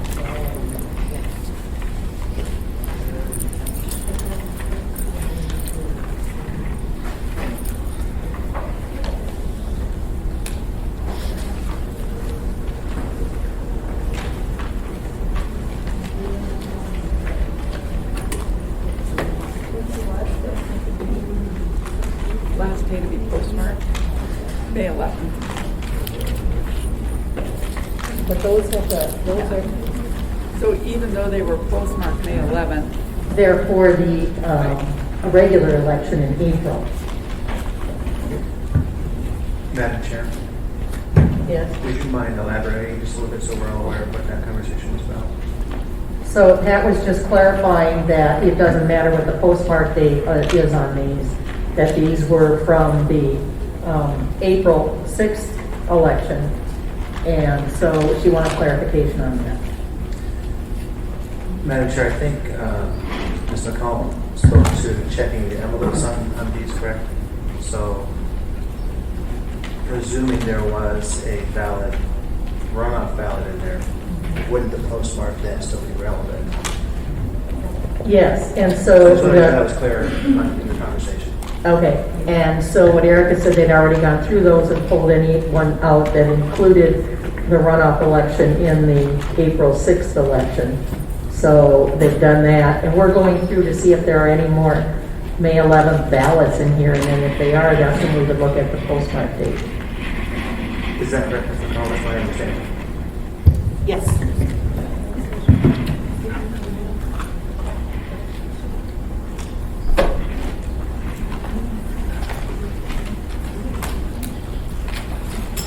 This one is April 6th. Okay, Pat's asking, this one doesn't have a postmark date or anything on it, but it does say return by April 6th. So this one is open on the top, so what we need to do is, the ballot inside is an April 6th ballot, not a May 11th ballot.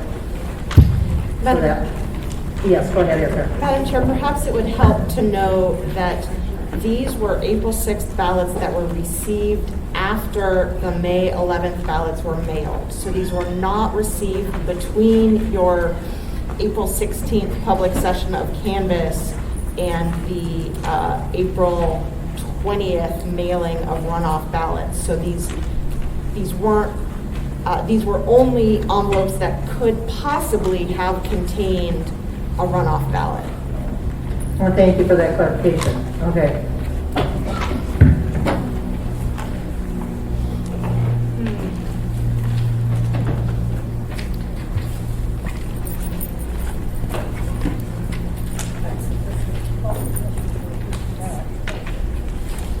Okay, did you have another question, Pat? Oh, just with the sticky on the top? Okay. Okay, so be sure to count the number and then set in there, and then put your initial on it. Thanks, Pat.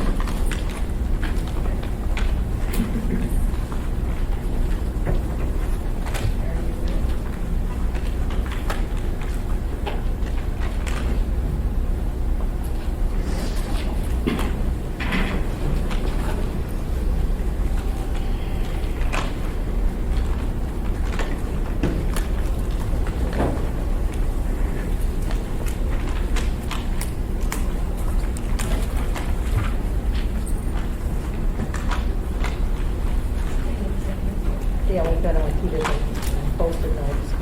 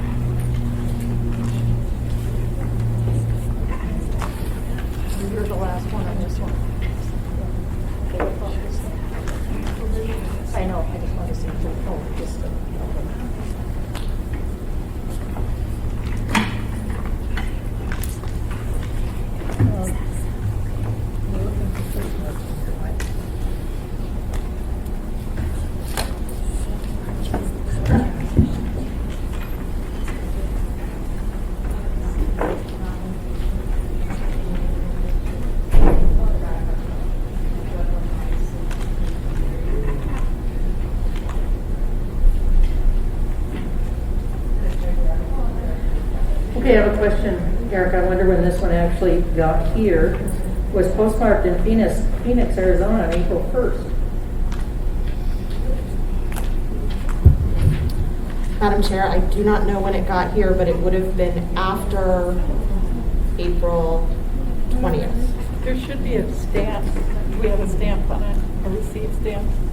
No, There's we not a only do that, receipt we only stamp do on that it. between Election Day and the Okay. public session of canvas. Okay. All right, so we're going to have to leave that one there. It came in afterwards. Even though it may have been stamped that day, if we didn't get it within the 10 days after the April 6th election, it wouldn't have counted. Okay.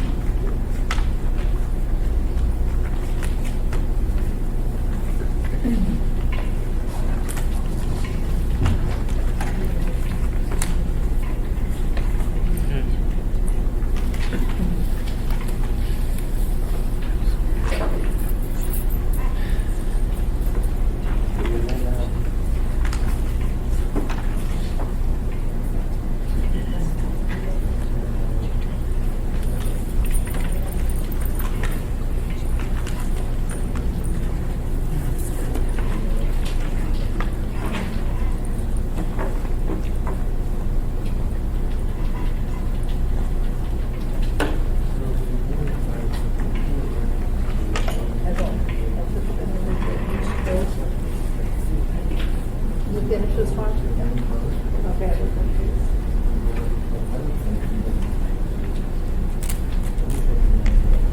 Okay, it looks like I'm the last one on this one.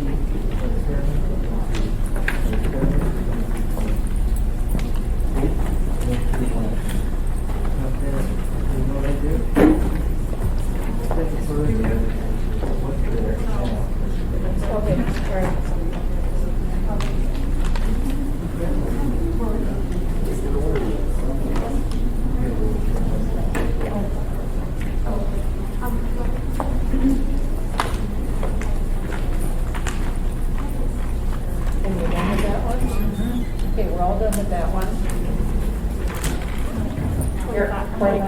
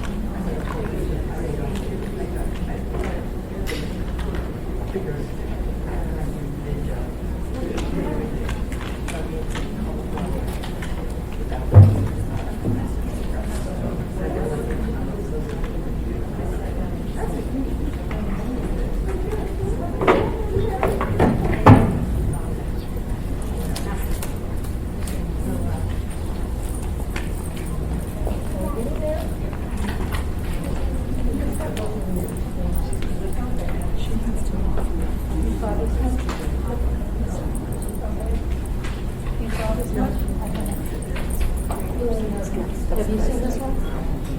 I thought you looked at it. Oh, okay.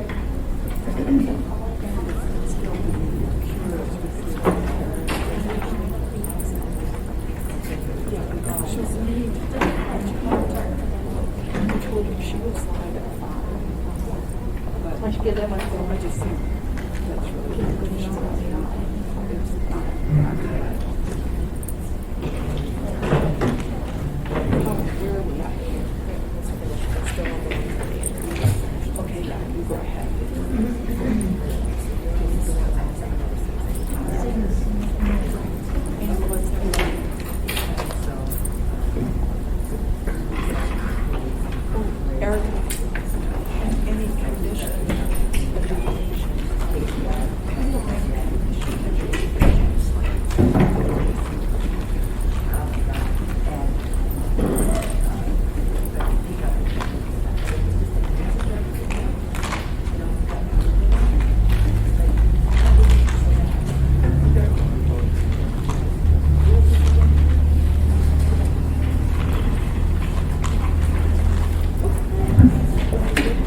Yeah, there's one more for you to look at here.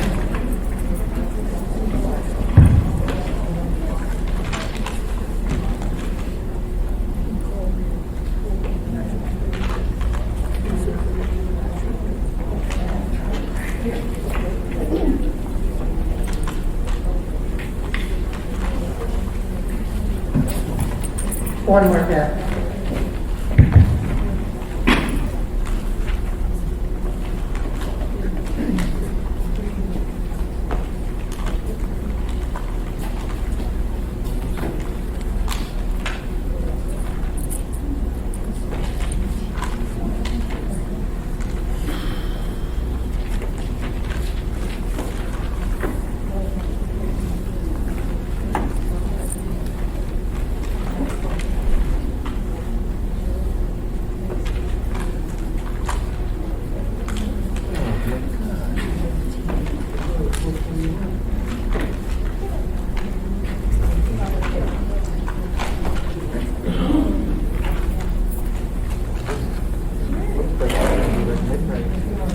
Okay, Joyce, do you want to add these up?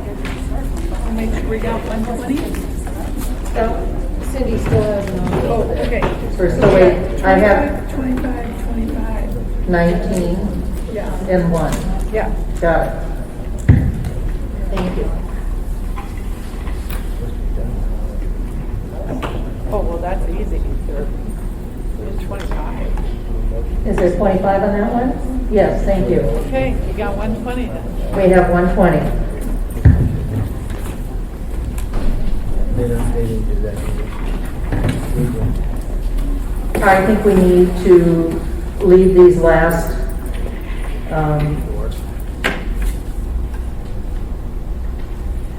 should we do these last ones quick, or should we take a break? I really feel we need a break. You probably should look at number 11 other. 11, okay, which is 4 of them. Okay, what are those? They're all different? Well, of course they are. So, Erica, do you want... Barbara, I don't think you're on the mic. Oh, okay, would you explain those to everybody? Yeah, we didn't do that. Madam Chair, members of the commission, so there was one ballot that was issued at a vote center. The worker made a note not on register but had voter registration card, but the name of the voter was not written down or the voter number, and the signature is unreadable. So we are unable to tell who this person is to determine whether or not they registered in time to vote. But they were not on the register, so it seems likely that they. Were they on the voter register? No. Okay, so they were not on the voter registration, signatures unreadable, Couldn't find them. and we don't have any other And we, information. and we couldn't find them on the voted in person register to be Right. able to read their name. Okay, The second one, the voter provided notes with their voted ballot indicating that the voter lives in Hawaii. okay, And then these last two were question ballots. They were question ballots. The reason for them being question ballots was no ID and unknown. So the voter did not provide ID at the vote center. However, the information that they filled out on the question ballot envelope was consistent with that voter's information in the voter registration system, and their signature was verified. However, both of these were challenged by one of the campaigns.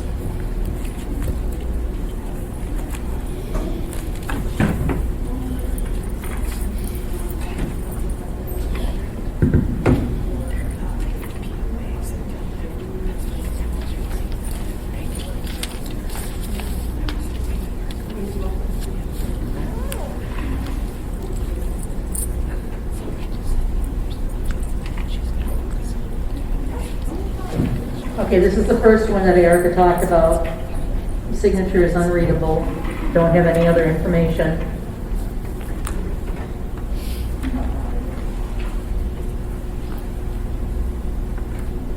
Okay, voter indicated they live in Hawaii. That's number 2.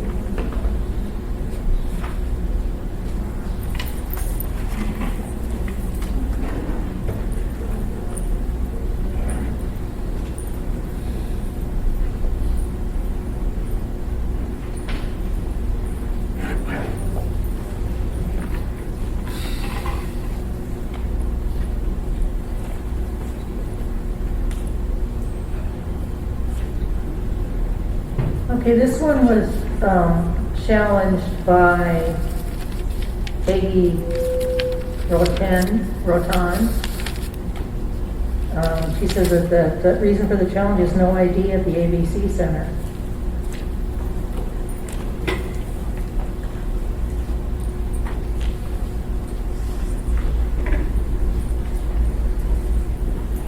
The question ballot envelope does state no ID and unknown.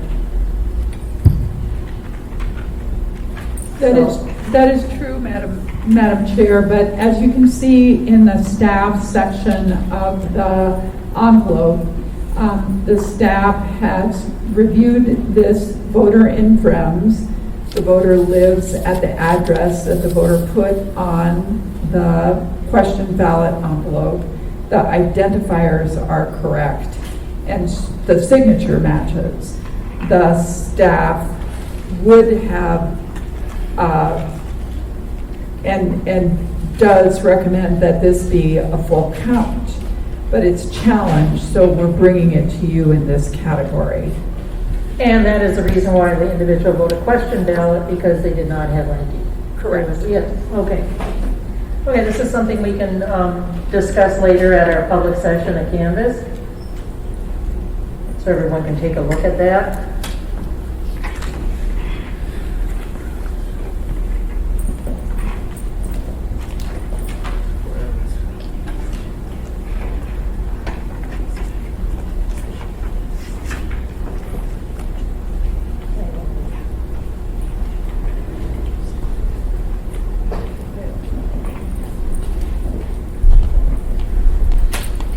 Okay, so as you can see, the person who challenged that particular voter has filled out the form with the information on it as to why they did.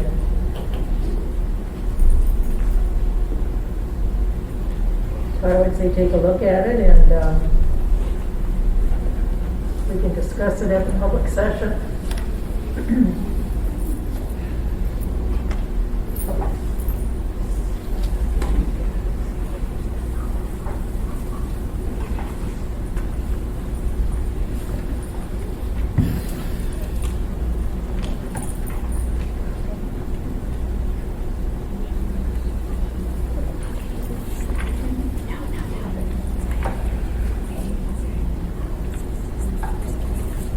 Erica, I think I will have you pull reject code 9 so we can look at them real quickly. Those are the, when we're done with this, those are the 3 that ballot was voted by power of attorney. So just hold them for now. But I think we'll do that, and then we will end the work session.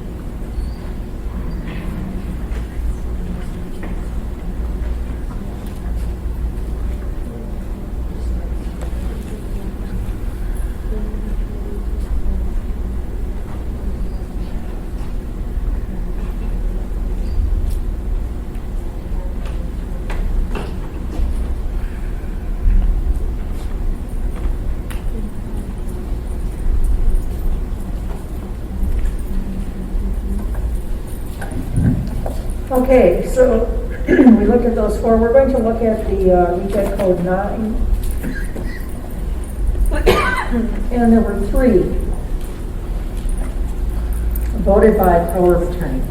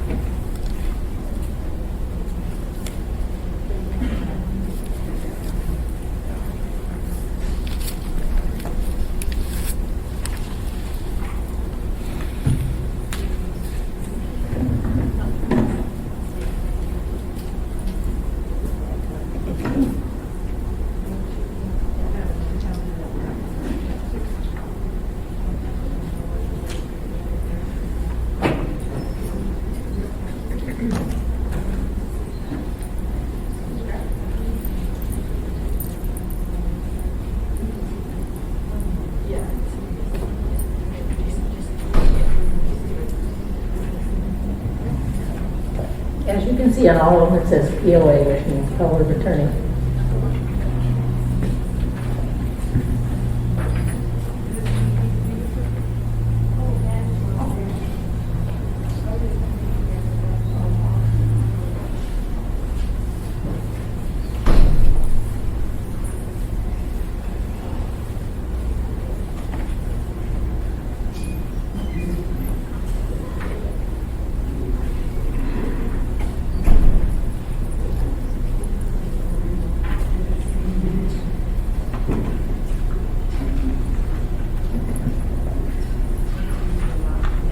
Okay, thank you, commissioners. What we're going to do is we are going to adjourn the work session, and we are not going to start the public session again until 5:30. The clerk's office needs to get some material together based on the information that we have from our worksheet here. So we will start the public session at 5:30. Thank you. Meeting is adjourned at 4:51.